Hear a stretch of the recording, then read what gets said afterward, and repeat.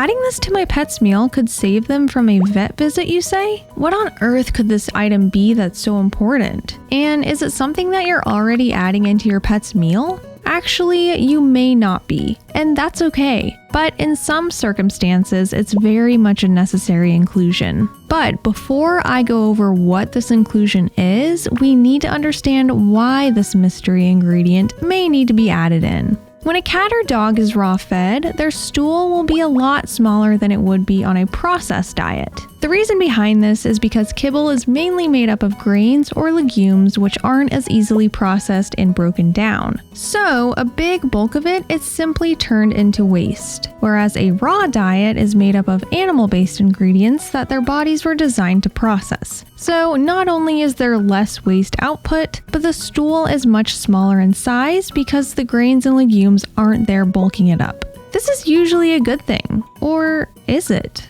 Dogs and cats have something called anal glands, or sacs, located inside their rectum. There is still some debate on why they're actually there, but many think they're used as a territorial marker or to aid in lubricating the stool to pass easier. I'm sure you're wondering what this has to do with anything, but I promise this ties in with what I'm about to go over. Whatever the function of anal glands may be, they need to be expressed every so often, because if not, they'll fill up and cause discomfort, and may even get infected. Usually, dogs and cats can empty them on their own, but for some, this isn't the case. The reason for this is also sometimes a mystery, but evidence has shown that narrow ducts, allergies, chronically soft stool, and even obesity have played a role in pets not being able to express them naturally. If a pet happens to be prone to one of these, and on top of that now have less bulky stool from eating a raw diet, this could create an increased risk of their anal glands needing to be manually expressed by the vet, or even get infected and need medical intervention.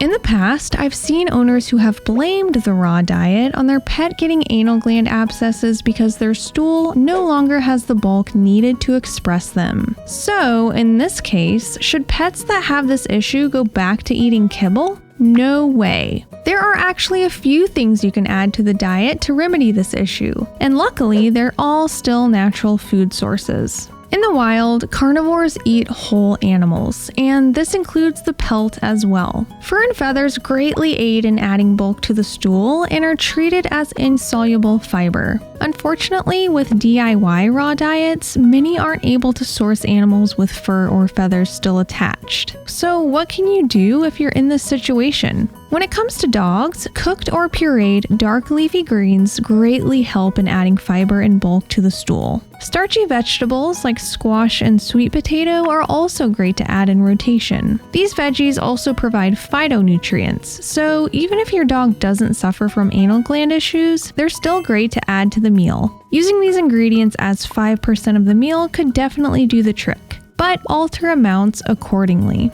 Since cats are obligate carnivores, vegetables aren't species appropriate. The best option for them would be animal parts with fur or feathers attached. But since this isn't always feasible, the next best option is psyllium husk. Yes, this is a form of fiber sourced from the husks of a seed, but it's certainly not harmful to them in therapeutic amounts when necessary. Psyllium husk is known as a bulk-forming laxative, which means it absorbs liquid from the intestines and creates a bulky, less dry stool, which results in regularity and aids in expressing the anal glands. Because it absorbs moisture, it's always a good idea to provide more moisture to the diet as well. A great way to feed this is to add it into homemade or plain store-bought bone broth. The ratio is usually 1 cup of bone broth to 2 tablespoons of psyllium husk. This can be given to dogs as well. Here is the common dosage per size. Do you need to add these foods into the diet? No,